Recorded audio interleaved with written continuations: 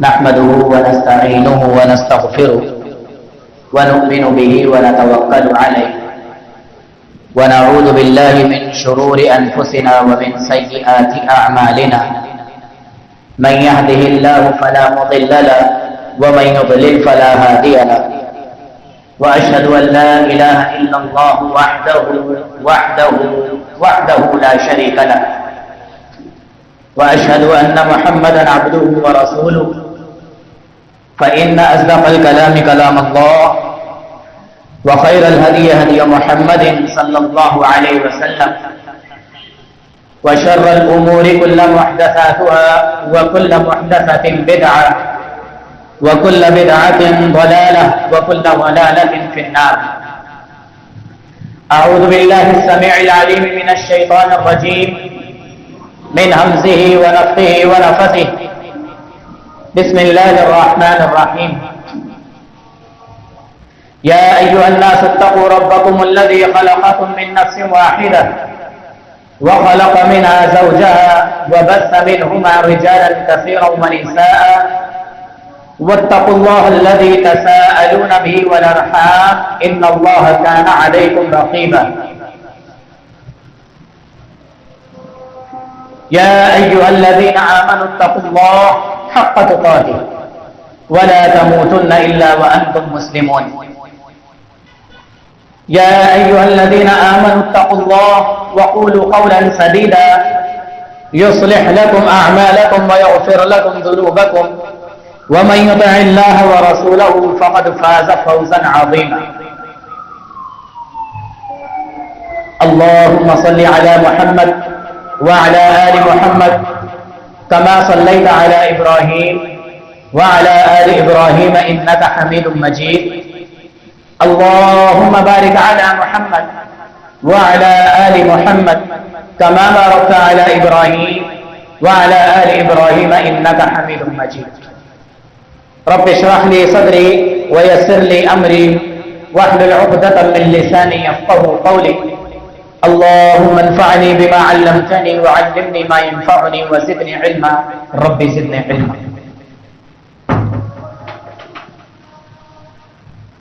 ہر قسم کی بڑائی کبریائی تعریفات تسبیحات و تقدیسات تحمیلات و تکبیرات اس اکیلے تبارک و تعالی کے لیے ہے جس نے مجھے آپ کو اس پوری کائنات کو کائنات کے ایک ایک ذرے کو نہایت ہی بڑی خوبصورتی کے ساتھ پیدا کیا. پیدا کرنے کے بعد ان کی ضروریات کو پیدا کیا. ان کی ضروریات کو پیدا کرنے کے بعد ان تک پہنچانے کے وسائل اور ذرائع بھی بنائے اور پھر انسان کو اتنا عقل اور شعور اور اتنا فہم دے دیا کہ وہ اپنی ضروریات کو چیزوں کو خود وصول کر کے استعمال میں لا کر اور اس اکیلے تبارک و تعالیٰ کا شکریہ ادا کرنے کے قابل ہے. اللہ تعالیٰ سے دعا ہے کہ اللہ تعالیٰ ہم سب کو جیسے شکر ادا کرنے کا حق ہے ویسا شکر ادا کرنے والا بنا. اور یہ ساری تعلیمات مجھ تک اور آپ تک کیسے پہنچی ہیں؟ کس ذریعے سے پہنچی ہیں؟ کس شخص کے ذریعے پہنچی ہیں؟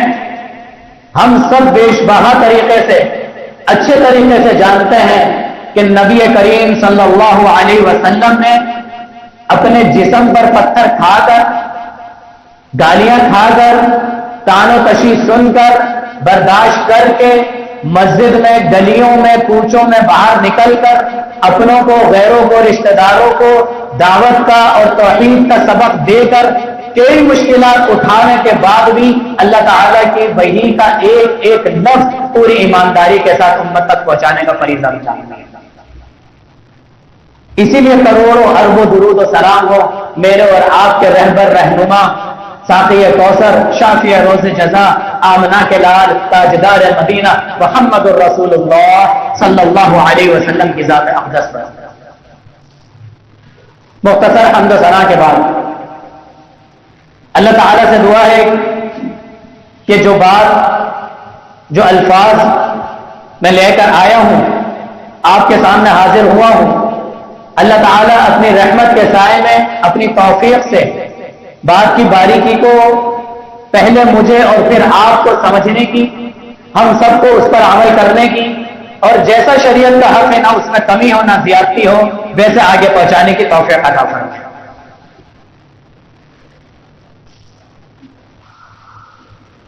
یہ اللہ تعالیٰ کی قدرت ہے کہ اللہ تعالیٰ نے انسان کی ایک ایک ضرورت کو انسان کے دنیا میں آنے سے پہلے ہی پیدا کر دیا۔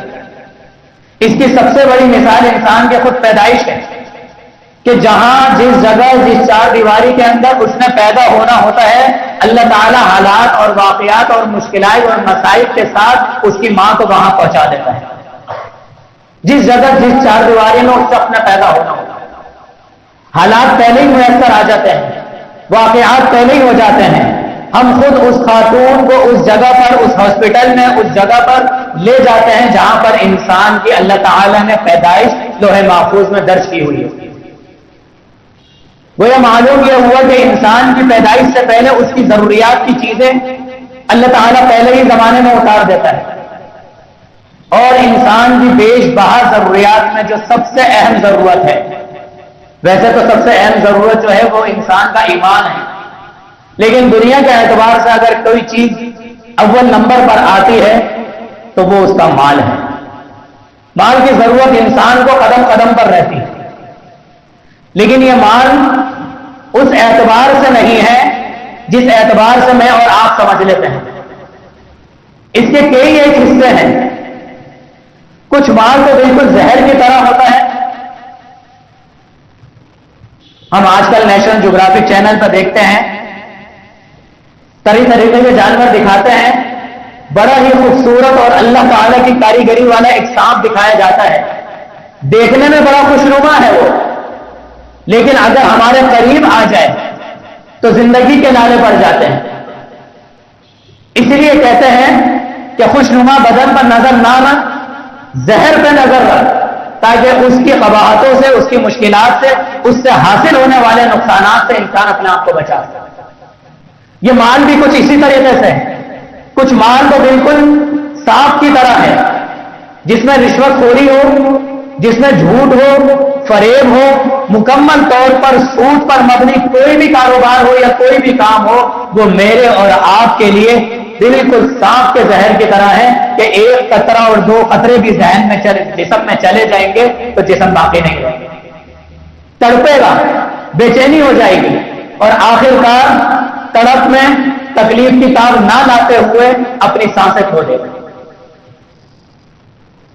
ایک دوسری مثال سے سمجھتے ہیں، اللہ تعالیٰ نے ایک سبزی پیدا کی، ایک کھیرے کی، ہم لے کر آتے ہیں سلاد کے لیے، لیکن اس کے اندر خاصیت کیا رکھ دی کہ اس کے کنارے جو ہیں وہ تھوڑے بہت کڑوے ہوتے ہیں اور بیچ کا حصہ بالکل میٹھا ہوتا ہے۔ میں اور آپ اس کو کناروں سے کاٹتے ہیں، رگڑتے ہیں، جھاگ نکالتے ہیں، زہر آلودہ چیز کرواڑ اس کی نکال دیتے ہیں، اور پھر سلاد میں ڈال کے کھاتے ہیں، پوری سلاد بھی میٹھی، صحت بھی اچھی، لطف اندوز ہوتے ہیں۔ یہی مال کا حصہ بھی ہے، یہی ایک طریقہ مال کا بھی ہے۔ ایک عورت ہے بیوٹی پارلر کا کام کرتی ہے، ایک مرد ہے جو نائی کی دکان کھولتا ہے، بظاہر دیکھنے میں اس کا کام حلال ہے، صحیح ہے، لیکن وہ داڑھی بنانا، وہ خواتین کا چہرے کے بالوں کو اکھاڑنا، یہ ساری وہ کڑواہٹ اور زہر آلودہ چیزیں ہیں جو اس کے اندر شامل کر کے جیسے انسان اپنی پوری سلاد اور پورے کھانے کا بربادہ کر لیتا ہے، اسی طرح ایک خاتون اور ایک مرد اپنی حلال روزی کو حرام کے زمرے میں ڈال دیتا ہے۔ بچنا پڑے گا، یہ کنارے صاف کرنے پڑیں گے آپ کو۔ تیسری مثال لے لیجیے مال کی۔ صاف ستھرا دودھ کا ڈرم ہے، اس میں آپ ایک قطرہ صرف زہر کا ملا دیں، ایک قطرہ صرف پیشاب کا ملا دیں، ایک قطرہ کسی ناپاک چیز کا، غلاظت کا، نجاست کا ملا دیں، کہنے کو بظاہر پورا دودھ، پورا پانی صاف تھا، لیکن کیا میں اور آپ اس دودھ کو، اس پانی کو قبول کریں گے؟ ہرگز نہیں کریں گے۔ جب معلوم ہو گیا کہ یہ حرام کا قطرہ، یہ زہر آلود چیز، یہ نجاست اور غلاظت اس چیز میں شامل ہو گئی ہے، تو ایک گھونٹ بھی ہم اس کے اندر شامل نہیں کر سکتے، اپنے استعمال میں نہیں لے سکتے۔ یہی معاملہ کچھ مال کا بھی ہے کہ بظاہر کاروبار بڑا اچھا ہو رہا ہوتا ہے، لیکن اس کے اندر ٹرمز اینڈ کنڈیشن، امپورٹ اور ایکسپورٹ کے معاملات کچھ ایسے ہو جاتے ہیں جس کے اندر پراپر طور پر سود شامل ہو جاتا ہے، پراپر طور پر ہمیں جھوٹ اور فریب سے کام لینا پڑتا ہے، بات کچھ ہوتی ہے اور انوائس کچھ بنانی پڑتی ہے، مارکیٹ سے مال کچھ اٹھایا اور فیکٹری میں بل کسی اور چیز کا دے دیا، بظاہر وہ ہمارا کمیشن ہوتا ہے، لیکن وہ کمیشن معلوم نہیں ہوتا پارٹی کو۔ معلوم کس وجہ سے؟ ایک بروکر ہے، پراپرٹی کا کام کرتا ہے، پارٹی کو معلوم ہوتا ہے یہ یہاں سے بھی 10% لے گا، یہاں سے بھی 10% لے گا، وہ اس کے لیے جائز ہے۔ لیکن آپ ایک شخص کو لے کر جاتے ہیں، وہ آپ پر اعتماد کرتا ہے، آؤ میں تمہیں بائک اور گاڑی دلا دوں، مارکیٹ میں میری اچھی بات چیت ہے، تمہیں سستے ریٹ پر مل جاتی ہے، وہاں پر آپ اشارہ کر دیتے ہیں کہ میرا کمیشن الگ کر لیں۔ یہ ہے دھوکہ، یہ کمیشن جائز نہیں۔ یہ آپ نے ایک حلال چیز میں آپ محنت بھی کر رہے ہیں، صبح شام دھوپ میں اپنے آپ کو تھکا بھی رہے ہیں، مارکیٹ میں اپنے پیسہ بھی لگا رہے ہیں، ساری چیزیں کر رہے ہیں، لیکن ایک دھوکہ اس طریقے سے آپ نے کر لیا گویا کہ وہ صاف ستھرے دودھ میں، پانی میں آپ نے زہر کا قطرہ ملا دیا۔ یہ بھی الگ ہے۔ آج جو ہم جس چیز پر بات کرنے والے ہیں وہ ہے بالکل پیور اور بالکل خالص مال۔ اس کے اندر بھی کہیں نہ کہیں نجاست آ جاتی ہے۔ پہلے مثال سے سمجھ لیں، پھر انشاءاللہ قرآن کی آیتوں کی طرف آتے ہیں۔ اللہ تعالیٰ نے مختلف سبزیاں اور فروٹ پیدا کیے ہیں، جو لوگ گاؤں سے وابستہ ہیں وہ اچھے طریقے سے جانتے ہیں۔ جب پھل توڑتے ہیں، سبزیاں توڑتے ہیں، ان کو جمع کرتے ہیں، کھیتوں سے جب گھر پر لے کر آتے ہیں، کہنے کو حلال ہے، تازہ ہے، مٹھاس ہے، لیکن کیا ہم کھاتے ہیں اس کو فوراً؟ نہیں۔ ابھی کھا ہی رہا ہوتا ہے بچہ کے ماں باپ روک دیتے ہیں، بیٹا پہلے پانی سے دھو کر آ جائے۔ ظاہری طور پر مٹی لگی ہوئی ہے، حالانکہ وہ مٹی بھی کوئی ناپاک نہیں ہوتی، یہ ناک کا بلغم ہے، یہ ناپاک نہیں ہے، لیکن جسم پر لگ جائے تو میں اور آپ گوارا نہیں کرتے، فوراً اس کو صاف کر کے آ جائیں، حالانکہ اس میں نماز ہو جاتی ہے، اس سے کپڑے ناپاک نہیں ہوتے ہیں۔ تو یہی معاملہ ہے کہ وہ فروٹ بھی پاک ہے، آپ کی کمائی بھی پاک ہے، آپ کی محنت بھی پوری لگی ہوئی ہے، اس کے اندر مٹھاس بھی ہے، کسی طرح کی کوئی کڑواہٹ بھی نہیں ہے، لیکن میں اور آپ اس کی ظاہری طور پر جو مٹی اور غلاظت لگی ہوئی ہوتی ہے اس کو ہٹاتے ہیں اور پھر نوش فرماتے ہیں، اور اللہ تعالیٰ اسی کے کھانے پر راضی بھی ہوتا ہے۔ اسی کو اگر حلال مال سے اپنے گھر والوں کو بتائیں تو یہ صدقہ بھی ہوتا ہے کھلانے پر۔ یہی معاملہ ہماری اور آپ کی زکات کا ہے۔ یہ ہے اصل معاملہ کہ آپ نے کاروبار کیا، نوکری کری حلال طریقے سے، سر جھوٹ کو بالکل فرق کرتے ہوئے، نمازوں کی پابندی کرتے ہوئے، تمام تر حق ادا کرتے ہوئے آپ نے جو مال جمع کیا، اللہ تعالیٰ نے جو آپ کو دیا، اس کے اوپر 1 سال گزر گیا، اب جب زکات کا وقت آ گیا، جو اس کے اوپر 2.5% کی ہلکی سی مٹی لگی ہوئی ہے، جو کہ صرف اللہ کو نہیں چاہیے، آپ کے مال کو پاک کرنے کے لیے اللہ تعالیٰ نے اس کو فرض قرار دے دیا کہ تم یہ سارے 97% تم مل کر کھاؤ آرام سے، لیکن یہ 2.5% تم میرے لیے نکالو، فرض قرار دے دیا۔ اسلام کے بنیادی ارکان میں سے اس کو رکھ دیا۔ جہاں توحید ہے، توحید کے بغیر آپ کی کوئی عبادت قبول نہیں ہوگی۔ جہاں نماز ہے، نماز کے بارے میں واضح طور پر احادیث میں موجود ہے، من ترک الصلاۃ متعمدا فقد کفر فقد اشرک، جس نے جان بوجھ کر نماز چھوڑ دی اس نے کفر کیا، اس نے شرک کیا۔ جس طرح نماز کو چھوڑ دینے سے انسان اسلام کے اندر داخل نہیں رہتا، اسی طریقے سے زکات کا انکار کرنے سے، چاہے وہ عملی طور پر ہو چاہے وہ زبانی طور پر ہو، انسان کا اسلام کے رشتے سے، اسلام سے کوئی رشتہ نہیں ہے۔ نبی کریم صلی اللہ علیہ وسلم جن کو تربیت کس نے دی؟ استاد کون تھا نبی علیہ الصلوۃ والسلام؟ جبرائیل علیہ الصلوۃ والسلام۔ اللہ تعالیٰ کی بتائی ہوئی تعلیمات کے ذریعے آپ صلی اللہ علیہ وسلم نے جبرائیل علیہ الصلوۃ والسلام سے تربیت لی، اور ان کو ان کی شان کو گوارا نہیں جاتا کہ وہ کوئی بھی ایک لفظ اللہ کی تعلیمات کے بغیر بولے۔ اور نبی علیہ الصلوۃ والسلام کے سب سے زیادہ قریب کون سے صحابی تھے؟ حضرت ابو بکر صدیق رضی اللہ تعالی عنہ۔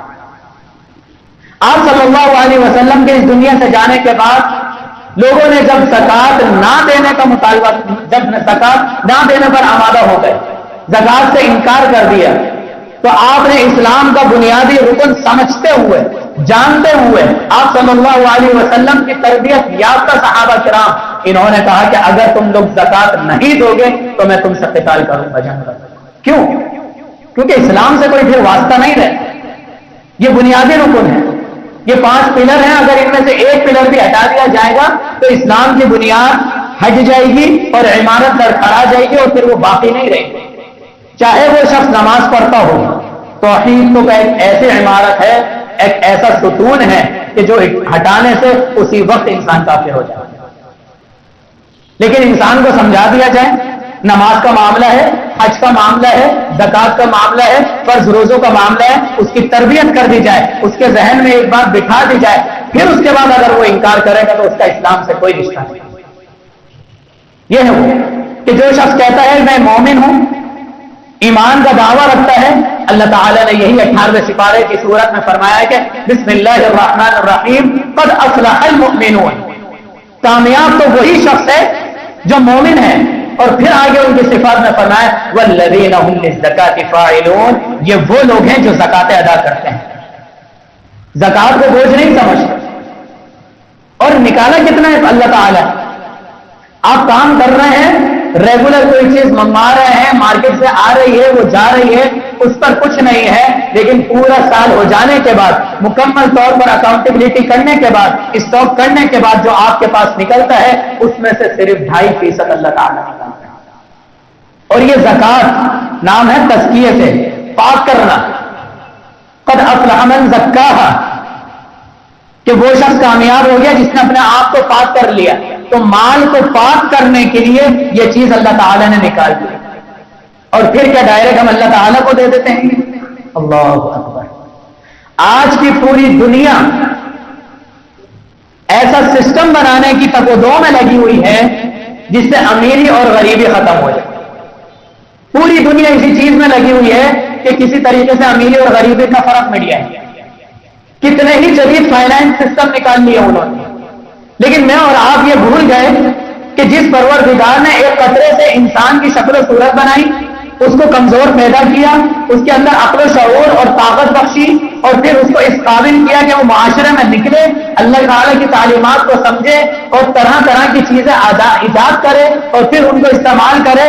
انسان یہ کیسے بھول گیا جو سسٹم اللہ تعالیٰ نے بنایا ہے، اس سسٹم کے بغیر اگر ہم ہٹیں گے اس سے بہتر طریقہ کوئی دور دے ہی نہیں سکتا۔ انسان جتنا جدید ہو جائے، وہ انسان کی بہبود و فلاح کے لیے جتنے کام کر لے، اگر وہ اسلام کے سسٹم سے اور اسلام کے قانون سے ہٹے گا وہ کبھی کامیاب نہیں ہو پائے۔ یہ امیری اور غریبی کا فرق اللہ تعالیٰ نے رکھا ہے۔ جتنی محنتیں ہو جائیں اس فرق کو مٹانے کے لیے کبھی کچھ نہیں ہو سکتا۔ اس کی ایک چھوٹی سی مثال سمجھ لیجیے۔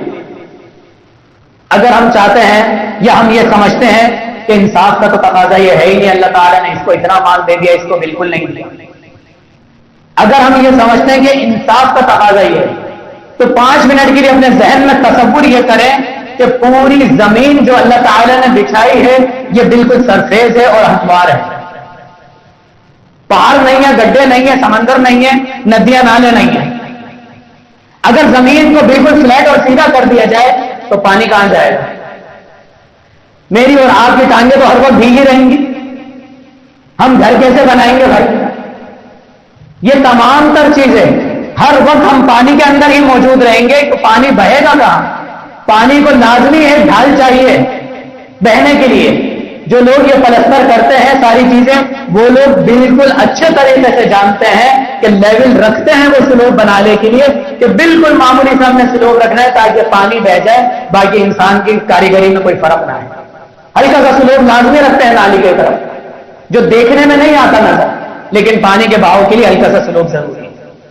اسی لیے اللہ تعالیٰ نے بڑے بڑے گڑھے بنا کر سمندر بنا دیے، اور پھر ان سمندروں کا پانی اوپر آسمان پر جاتا ہے، وہ بارش کی طرح برستا ہے، وہ پہاڑوں پر جاتا ہے، پہاڑوں کے بعد جب اترتا ہے اللہ تعالیٰ نے دریا بنا دیے۔ اتنے پانی کی بھی ضرورت نہیں تھی ہم شہر والوں کو، پھر ندی اور نالے بنا دیے، پھر کیاریاں بنا دی، ضرورت کے تحت جاتا ہے پانی کھیتوں میں، اور پھر اللہ تعالیٰ اس سے سبزیاں اور فروٹ اگاتا ہے جس سے ہم لوگ فائدہ حاصل کرتے ہیں۔ اور یہی پانی ذرا سا سیلاب کی صورت میں زیادہ آ جائے تو کیا حال ہوتا ہے، میں اور آپ خبروں میں سنتے رہتے ہیں، زندگیاں گزارنا اجیرن ہو جاتی ہیں۔ لوگوں کے گھر برباد ہوتے ہیں، فصلیں برباد ہو جاتی ہیں. یہ اللہ تعالیٰ کا نظام ہے کہ اللہ تعالیٰ نے زمین کو بھی اوپر نیچے رکھا ہے. اسی طرح انسان کو جو چیز اللہ تعالیٰ نے دی ہے، چاہے وہ گھر کی صورت میں ہو، چاہے وہ مال کی صورت میں ہو، چاہے وہ اولاد کی صورت میں ہو، چاہے وہ صحت کی صورت میں ہو، چاہے وہ علم کی صورت میں ہو، کسی کے پاس کم ہے، کسی کے پاس زیادہ ہے. یہ اللہ کی تقسیم ہے. اور پھر میں اکثر یہ سوچتا ہوں کہ صرف 2.5% سے غریب کا کیا ہوگا. مجھے تو 97.5% بھی پورا نہیں پڑتا. جتنی بڑی دیو اتنی چھوٹی مرغی، ہم لوگ اکثر لوگ باتیں کرتے ہیں کہ جو شخص جتنا بڑا ہوگا مال کے اعتبار سے وہ اتنا ہی کنجوس نظر آتا ہے، اتنا ہی روتا دھوتا نظر آتا ہے. اور ایک چوکیدار ہے، غریب ہے، مزدور ہے، وہ دل کا امیر نظر آتا ہے. یہ بھی اللہ کی تقسیم ہے. ایک غریب ہے جو سوکھی روٹی کھا کر بھی، دال کھا کر بھی اللہ تعالیٰ کا شکریہ ادا کرتا ہے. اور ایک یہ شخص ہے جو گرما گرم روز اور بروز کھا کر بھی، پیسے دے کر بھی، لٹا کر بھی، محفلوں میں بیٹھ کر بھی، اور پھر آخرکار دوستوں میں یہ بول رہا ہوتا ہے کہ آج یہاں کے کھانے میں مزہ نہیں آیا، کل کہیں اور چلیں گے کھانے میں. اللہ اکبر کبیر. جس پروردگار نے تمہیں یہ مال دیا، جس پروردگار نے یہ صحت دی، اتنی صلاحیت دے دی، اتنی قابلیت دی کہ تم دنیا میں اثر رسوخ کے ساتھ، عزت کے ساتھ کما سکو، کھانے کی 2 روٹی کھانے کے بعد بھی تم اگر الحمدللہ الذی اطعمنا وسقانا وجعلنا مسلمین، یا اللہ تیری ہی تعریفیں ہیں، تیرا ہی شکر ہے کہ تو نے ہمیں کھلایا اور پلایا، اور سب سے بڑا شکر یہ ہے کہ تو نے ہمیں مسلمانوں میں سے بنا دیا. اگر یہ الفاظ نہیں کہہ سکتا تو ڈوب کر مر جانا چاہیے ایسے مسلمان کو جو کھانے کے اندر نقص نکالے. یہ ہے امیر اور غریب کی تقسیم. یہ ہے 2.5% جو اللہ تعالیٰ نکلوا رہا ہے اور پھر اس کو قناعت پسندی بھی دے دیتا ہے. اور جو لوگ یہ نہیں نکالتے ہیں، مال پر سانپ بن کر بیٹھے رہتے ہیں، ان کے لیے میں صرف ایک ہی سورت پڑھوں گا. سورت آپ کو یاد ہوگی، اماموں سے آپ سنتے رہتے ہیں، آپ کے بچوں کو بھی یاد ہوگی وہ سورت، کیونکہ زیادہ دور نہیں ہے. قرآن کی ترتیب کے اعتبار سے سورت 104 نمبر پر، اور نزول کے اعتبار سے 32ویں سورت ہے. اما سپارے کے آخری رکوع، آخری پاؤں کے اندر یہ سورت موجود ہے. اور وہ سورت کون سی ہے؟ سورت الہمزہ. ہم سب کو یاد ہے. ترجمہ پڑھنے کی کبھی کوشش کیجیے گا، وقت نکالیے. وَيْلٌ لِكُلِّ هُمَزَةٍ لُمَزَةٍ. ہلاکت ہے، جہنم ہے، بربادی ہے اس شخص کے لیے جو لوگوں کی عیب جیل کرتا ہے، لوگوں کی برائیاں کرتا ہے، اور پھر برائیاں کرنے والا، حقیر دوسروں کو سمجھنے والا ہے. آگے ان کی صفات بیان کریں. الذی جمع مالہ وعددہ. وہ مال کو جمع کر کے رکھتا ہے، اس کو گنتا رہتا ہے. آج اتنا بینک بیلنس تھا، آج یہ ہو گیا، آج یہاں خرچہ ہو گیا، آج وہاں خرچہ ہو گیا، گن گن کر رکھتا ہے. الذی جمع مالہ وعددہ. اور کیوں گن گن کر رکھتا ہے، کیوں جمع کرتا ہے؟ یحسب ان مالہ اخلدہ. وہ سمجھ کے بیٹھا ہے، ناقل، عقل کا ناقص اور بے عقل اور بے وقوف شخص یہ سمجھ بیٹھا ہے کہ میرا مال ہمیشہ رہے.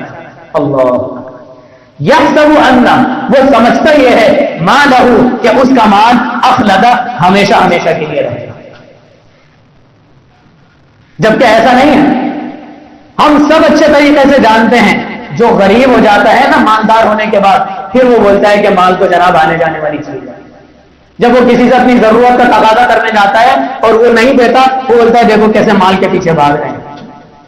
ہمیں اللہ بھی تبھی یاد آتا ہے جب ہمارے اوپر ظلم ہو رہا ہوتا ہے. کوئی ہم سے چھوٹی سی ناچاقی کر دے، اللہ دیکھ رہا ہے، اللہ کیا بدلا دے. اور جو سارا دن ہم دوسروں کے ساتھ کر رہے ہوتے ہیں تب ہمیں یہ چیز یاد نہیں آتی. کلّا لَيُنبَذَنَّ فِي الْحُطَمَةِ. اس کو ہم عن قریب حطمہ، توڑ پھوڑ دینے والی کے اندر داخل کریں گے. پہلے صرف بتائی کیا چیز ہے توڑ پھوڑ کر دینے والی چیز. آج ایک مشین ایجاد ہوئی بھی ہے، ویڈیو میں آپ لوگوں نے دیکھی ہوگی، یوں کر کے دانت نکلے ہوئے، اس کے اندر کوئی بھی چیز ڈال دو لوہے کی، وہ بالکل ٹوٹ جاتی ہے، وہ آپ کو خام مال کر کے تیار کر دیتی ہے، جتنی مضبوط سے مضبوط لوہے کی کوئی چیز ہو. اور پھر بتایا کہ وما ادراک ما الحطمہ. تم کیا جانو کہ یہ توڑ پھوڑ کر دینے والی آخر کیا چیز ہے؟ نار اللہ الموقدہ. اللہ تعالیٰ کی آگ ہے. اور وہ توڑ پھوڑ بھی ایسا نہیں ہوگا کہ آپ کی زندگی ختم ہو جائے گی. لا يموت فیہا ولا یحیا. وہ جہنم کی صرف یہ ہے کہ وہ نہ مرنے دے گی اور نہ جینے دے گی. زندگی ایسی کر دے گی کہ موت سے بدتر زندگی اجیرن ہو جائے گی. وما ادراک ما الحطمہ نار اللہ الموقدہ التی تطلع علی الافئدہ. وہ آگ پہنچے گی، تطلع اطلاع سے پہنچا دینا، علی الافئدہ تمہارے دلوں تک. جو دل نہیں چاہتا تھا اللہ کی راہ میں مال دینے کو، صدقہ خیرات نفلی کی بات الگ ہے، یہاں پر بات ہو رہی ہے زکات کی جو میرے اور آپ کے اوپر فرض ہے. لیکن ہم نے بڑی گردانی کر لی تھی کہ مسجد والے آ جاتے ہیں، بس ان کا تو کام ہی یہی کہ رمضان میں سب آ جاتے ہیں زکات دینے سے. ارے بھائی نہیں دو تم مسجد میں، نہیں دل مانتا نہیں دو. زکات کے اللہ تعالیٰ نے 8 مسائل بیان کیے ہیں، اس میں مسجد کا نام ہی نہیں لیا. وہ الگ ہے کہ مسجد اس کے زمر میں آ جاتی ہے وہ ابن سبیل پہ، لیکن مسجد کا عقائدہ الگ سے نام نہیں لیا. اگر آپ کا دل نہیں مانتا تو نہ دے مسجد میں. اٹھائیے سورۃ التوبہ 9واں سپارہ ہے، آیت نمبر 60 ہے. اللہ تعالیٰ اس میں فرماتا ہے انما الصدقات للفقراء والمساکین والعاملین علیہا والمؤلفۃ قلوبہم. 8 مسائل بیان کیے ہیں زکات کے. اس میں پہلا مصرف کیا ہے؟ فقراء، فقیر. اللہ اکبر کبیرہ. کبھی فقیر کو دیکھا ہے آپ نے؟ کبھی دل سے اس کی پہچان کری ہے؟ کبھی ہمیں واقعی معلوم ہوا ہے کہ یہ فقیر ہے؟ یہ لفظ ہے فقراء، یہ فقر سے مشتق ہے، اور اس کا جو معنی نکلتا ہے، فقرات کہتے ہیں کمر کے مہروں کو، فقرات الظہر، کمر کے مہروں کو. جس شخص کا حال اتنا ایسا ہو گیا ہو، غریبی کے مارے، مسائل اور مشکلات کے مارے اس بیچارے کی کمر ٹوٹ گئی ہو، اس کو کہتے ہیں فقیر. اسی کی جمع ہے فقراء.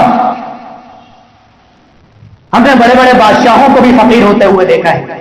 بہادر شاہ ظفر کا آپ سب نے نام سنا ہے، کتابوں میں ہم پڑھتے ہیں کیا اس کا رہن سہن تھا، کیا اس کی بادشاہت تھی، کیا اس کے ٹھاٹ بات تھے. لیکن جب وقت قید میں ڈالا اس کو، تو اللہ کی قسم جب اس کو کھانے کے لیے وہ ترس رہا تھا، پینے کے لیے وہ ترس رہا تھا، اور کھانا پینا تو دور کی بات، وہ دروغہ سے یہ بولتا تھا کہ مجھے صرف کچھ دیر کے لیے دھوپ دکھا دو، اس اندھیری کوٹری میں میرا دم نکلتا ہے، میں نے کب سے دھوپ کو نہیں دیکھا. جب اللہ تعالیٰ قید میں ڈالتا ہے تو ایسا ڈالتا ہے کہ آسمانوں سے اترنے والی دھوپ بھی اس کے دل نصیب میں نہیں ملتا. اور جب کھانے کی تشکری اس کو سامنے پیش کی گئی تو اس کے بیٹوں کے سر تھے اس کے. اور یہ وہ مسلمان بادشاہ تھا جس نے اپنے روش صرف عیاشیوں میں اور ادھر ادھر گزار دی. اسلام کی تعلیمات سے، اسلام کے منہج سے، اسلام نے جو اس کو ایک عہدہ دیا تھا، اس عہدے سے وہ بالکل سرفروش ہو چکا. والمساکین، اور مسکینوں پر. اور مسکین کی تعریف کیا ہے؟ یہ لفظ ہے سکن سے، سکون سے. اب آپ سوچ رہے ہوں گے مسکین کو تو کبھی سکون آتا نہیں ہے. معنی یہ ہے کہ جس کی ضروریات، جو کام بھی کرتا ہو، نوکری بھی کرتا ہو، یہاں تک کہ اپنا کاروبار بھی کرتا ہوگا، لیکن اس کے اخراجات اس کی آمدنی سے بڑھ رہے ہوں، یہ ہوتا ہے مساکین. اس کی مثال سورۃ الکہف میں ہے. کس کس نے پڑھی؟ سب اپنے دل سے پوچھ لیں. آج کے دن ایک ہی دن ہوتا ہے سورۃ الکہف پڑھنے کا خاص کر. کس کس نے پڑھی؟ اسی میں اللہ تعالیٰ نے فرمایا کہ اما السفینۃ فکانت لمساکین یعملون فی البحر، کہ حضرت خضر علیہ السلام نے جن مسکینوں کی کشتی میں سوراخ کر دیا تھا کہ وہ مسکین تھے اور وہ سمندر میں اپنا کام کیا کرتے تھے، ان کا اپنا کاروبار تھا، کام کیا کرتے تھے، ان کی اپنی کشتی تھی، چلاتے تھے، لیکن آمدنی اتنی تھی کہ اخراجات سے کم کیا. ہمارے مزدور ہم دیکھتے ہیں، اور میں کہتا ہوں کہ اگر آپ جس محلے میں رہتے ہیں، چلے محلے کو چھوڑ دیں، جس بلڈنگ میں رہتے ہیں، اگر آپ کو اپنی بلڈنگ کے مساکین سے واقفیت نہیں ہے تو پھر میں اور آپ کس نام کے مسلمان ہیں؟ کم سے کم واقفیت تو ہو. پھر ہم اپنے دوستوں سے مشورہ کریں کہ یار ان کے گھر میں کچھ راشن پہنچانا ہے، کچھ معاملات ان کے ایسے ہیں، روزانہ صبح جاتے ہیں، کام پر آتے ہیں، لیکن معاملات ایسے ہیں گھر کے، مہنگائی بھی سمندر کے طوفانوں کی طرح ہوتی ہے، وہ گھر دیکھ کر نہیں آتی. وہ جس طریقے سے امیر کے گھر پہ آتی ہے اسی طریقے سے غریب کے گھر پر آتی ہے. یہ ہے مساکین. اور فقراء سے زیادہ حقدار مساکین ہوتے ہیں کیونکہ یہ سفید پوش ہوتے ہیں، محنت کرتے ہیں، دن رات اپنے آپ کو تھکاتے ہیں، کھپاتے ہیں، لیکن اخراجات اس طریقے سے ہو جاتے ہیں کہ آمدنی میں وہ پورے نہیں ہوتے، تو میرا اور آپ کا فرض یہ بنتا ہے کہ ایسے مزدور، ایسے فقیر، ایسے علماء، ایسے مساجد کے امام جن کی تنخواہیں کم ہیں، مجھے اور آپ کو ذہن میں رکھنا چاہیے کہ لوگ اور میں اور آپ اپنی زندگی کے کھاٹ پاٹ گزاریں، جتنی جائز خواہشات ہیں کریں، لیکن کچھ حصہ اپنے اماموں کے لیے، کچھ حصہ اپنے فقراء کے لیے، کچھ حصہ مساکین کے لیے، کچھ اپنے گلی محلوں کے، اور اس میں نمازی غیر نمازی باقی دیگر کا امتیاز بعد میں کریے گا۔ جب آپ ان کی مدد کریں گے تو پھر آپ ان کو نماز کے لیے بولتے ہوئے اچھے بھی لگیں گے اور وہ آپ کی بات بھی سنیں گے۔ ان کو یہ نہیں ہوگا صرف ہمارا دروازہ کھٹکھٹا رہے ہیں کہ جناب آج ہم مسجد میں عالم صاحب آئے میں بات کریں، نہیں، پہلے ان کے معاملات کو دیکھیں، ان کی ضروریات کو دیکھیں، ان کی جائز ضروریات کو پورا کریں اور پھر توحید کی بھی دعوت دیں۔ کیسے نہیں مانیں گے؟ یہی انسانیت کا سبب اللہ تعالیٰ ہمیں قرآن میں دے رہا ہے۔ بہت سے لوگ آج کل کہتے ہیں کہ میرا مذہب جو ہے وہ اسلام نہیں ہے، انسانیت ہے۔ ان کے منہ پہ تماچا مارا اللہ تعالیٰ نے 1400 سال پہلے۔ اٹھائیے سورۃ البقرہ دوسرا سپارہ ہے اور آیت نمبر اس لیے بتا رہا ہوں کہ آپ لوگ خود بھی جا کر پڑھیں۔ آیت نمبر 177 ہے، اللہ تعالیٰ فرماتا ہے لیس البر ان تولوا قبل المشرق والمغرب، کہ نیکی صرف یہ نہیں ہے کہ تم مشرق یا مغرب کی طرف قبلہ کو روح ہو کر نماز پڑھو، وَلَكِنَّ الْبِرَّ مَنْ آمَنَ بِاللَّهِ وَالْيَوْمِ الْآخِرِ، بلکہ نیکی تو یہ ہے کہ اللہ تعالیٰ پر ایمان لے کر آؤ، آخرت پر ایمان لے کر آؤ، وَآتَ الْمَالَ عَلَىٰ حُبِّهِ، مال کی محبت کے باوجود، ذوی القربى واليتامى والمساکین، یتیموں پر، مساکین پر، فقراء پر، ضرورت مندوں پر مال کی محبت کے باوجود، محبت پیوست ہونے کے باوجود تم ان پر خرچ کرو۔ اصل نیکی تو یہ ہے، صرف نماز روزے اصل نیکی نہیں ہے، نیکی ہے، اس کو ہم الگ نہیں کر سکتے، لیکن صرف یہ نیکی نہیں ہے جو میں نے اور آپ کو اپنے آپ کو مسجد کی حد تک محدود کر دیا۔ ابھی تو زکوٰۃ کے اور مصرف بھی باقی ہیں، اللہ تعالیٰ نے چاہا تو اس کے اوپر بھی انشاءاللہ تعالیٰ بات ہوگی۔ اللہ تعالیٰ سے دعا ہے کہ اللہ تعالیٰ ہمیں فرائض کو سمجھنے کی توفیق عطا فرما دے اور اللہ تعالیٰ ہمیں زکوٰۃ کو خوش دلی کے ساتھ صرف 2.5% ادا کرنے کی توفیق عطا فرما دے۔ اقول قولی ھذا واستغفر اللہ۔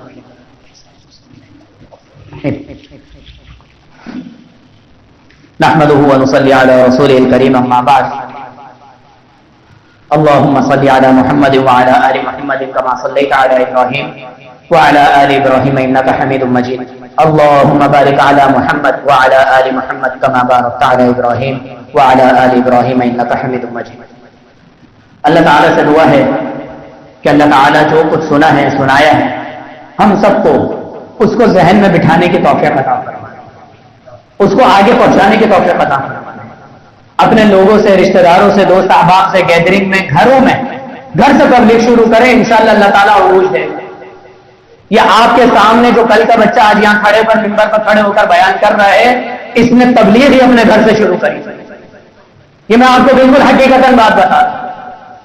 ہمیں ذمہ داری تھی کہ جو کچھ سن کر آئے وہ سناؤ، اب ساری باتیں تو یاد رہتی نہیں تھی، پورا 1 گھنٹے کا جمعہ ہم لوگ اس کو بیچاروں ملیا میٹ کر کے 5 منٹ میں سنا دیا کرتے تھے بال میں، لیکن اللہ تعالیٰ نے اس کا صلہ یہ دیا کہ قرآن سے محبت ہو گئی، عادت ہو گئی کہ جو کچھ سنیں گے گھر میں جا کر سنائیں گے، جب گھر میں سنائیں گے تو دوستوں کو بھی سنائیں گے، جب دوستوں کو سنائیں گے تو مارکیٹ میں بھی سنائیں گے، پھر ہماری بات کا انداز ہی بن جائے گا، ہم سفر کر رہے ہوں گے، یہاں سے لاہور کا بھی سفر کر رہے ہوں گے تو باتوں باتوں میں ہمارے یہاں دین کی بات ہوگی۔ اور آپ نے آیت سنی تھی پہلے کہ ومن احسن قولا ممن دعا الی اللہ، کہ سب سے بہترین شخص وہی ہے دنیا میں جو اللہ تعالیٰ کی طرف لوگوں کو بلائے۔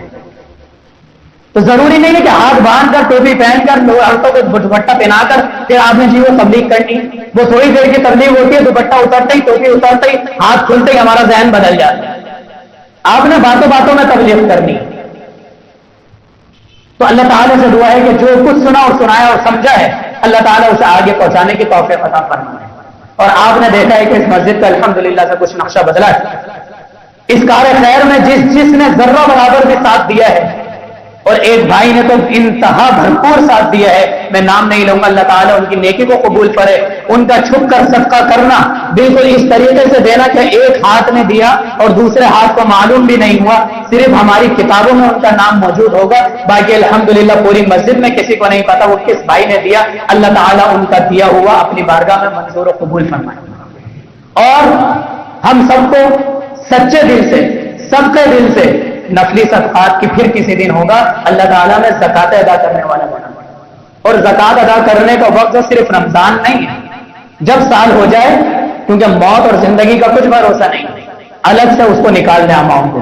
ہم رمضان میں انتظار کرتے ہیں, رمضان میں نیکی کرنے کا اجر بڑھ جاتا ہے, لیکن اگر کسی کا سال پورا ہو رہا ہے تو اس کو چاہیے کہ وہ پہلے سے نکال دے, کچھ اماؤنٹ چاہے تو وہ رمضان میں کر لیں.